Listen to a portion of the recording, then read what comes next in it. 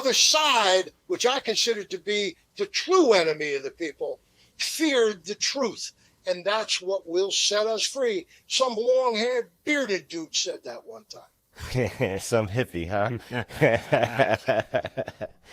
Well, I'll tell you what, that is, you are right. The truth is the truth is the truth. Let me ask you this. Were you able to cover within your coverage, were you able to talk about cannabis related things? Was that permitted within your news organization? It was permitted, but it wasn't really something during the time I was a journalist with corporate media that people were talking about. Most people only talked about weed when somebody got busted. Now, however, I still operate as an outlaw journalist, and my latest foray into the search for truth is pushing our Pennsylvania governor, Josh Shapiro, to tell us the truth. For the past couple of months, I've been pressuring the Pennsylvania governor's press office to ask the governor a very simple question, because he's pushing to legalize recreational cannabis, which is good. But my question is simple. Did you ever get high, Josh? They won't answer. They won't answer the question. Well, I'm gonna say. Well, what is this? Then I thought to myself, what about the state police commissioner? I wonder if he ever got high. So I've been pushing the state police as well. They won't answer the question either, man. You need to watch one of our prior segments. Famous people who get high. Okay, and listen to their responses. It's all bullshit. Yeah, it's a lot of bullshit. But let me tell you, my guess is Josh Shapiro got plenty high. That's my guess. Seriously. I want to know. Okay? I mean, I'm a guy, when you think this through. First got high in 1968. I was 17 years old. I went to college. I went to Penn State, and I got high up there. I wound up in Fort Lauderdale in 1973, working as a bouncer in a blood and guts bar, and I got high down there. Drugs were hot. This was even before Miami Vice and cocaine hit. I knew a dude that was one of the biggest international cocaine smugglers in the world. His book is called Snowblind. He's dead too. A guy by the name of Zachary Swan. I got high with Zachary. But my point is simple. When I got out of college, I went to work in the state penitentiary as a drug and alcohol counselor, and I knew my credibility depended on not getting high. So I stopped. Then I got into journalism, and I thought to myself, I'm busting all of these crooked politicians. I'm in all of their stuff. For my own credibility, I can't break the law. So I didn't get high.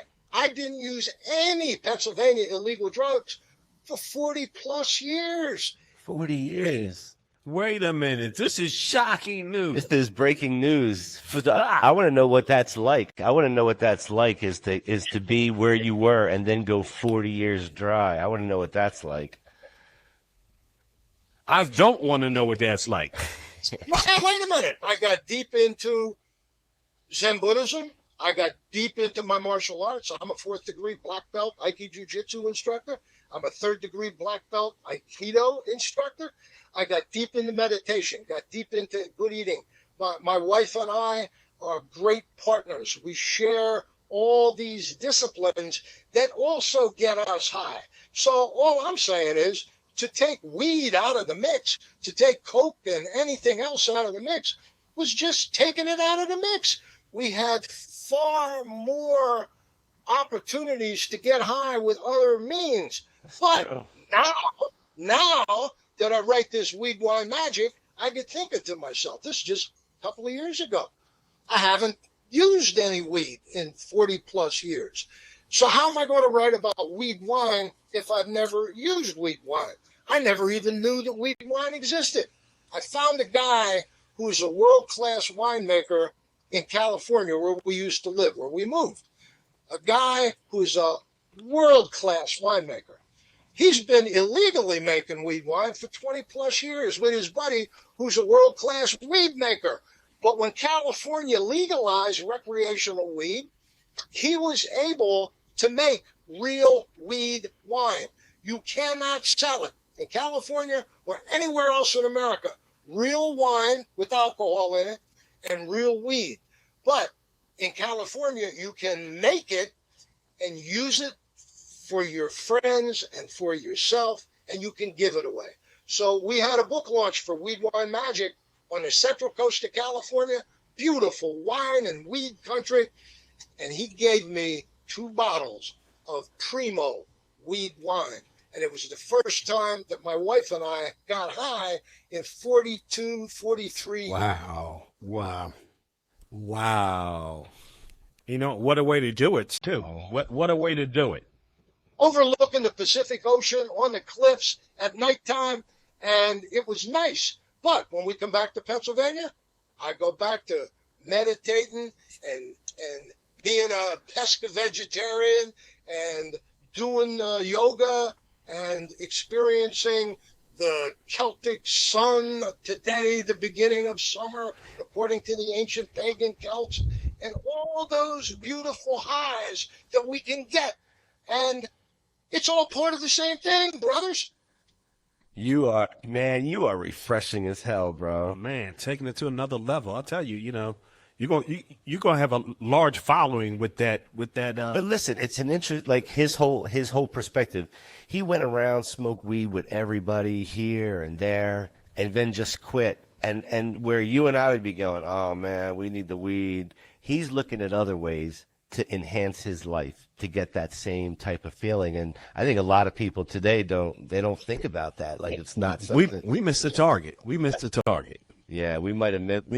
Well, no, you didn't. Because now what you're doing is you're raising awareness to people like me and like people who have never experienced cannabis by talking to them about recreational weed, about a lifestyle That's right. with safety regulations and making sure we don't have pesticides, making sure that nobody's poisoning the stuff, making sure that we can raise awareness to something that has been demonized by law enforcement, by government, by people who wanted to make money and maybe didn't want you to use the product.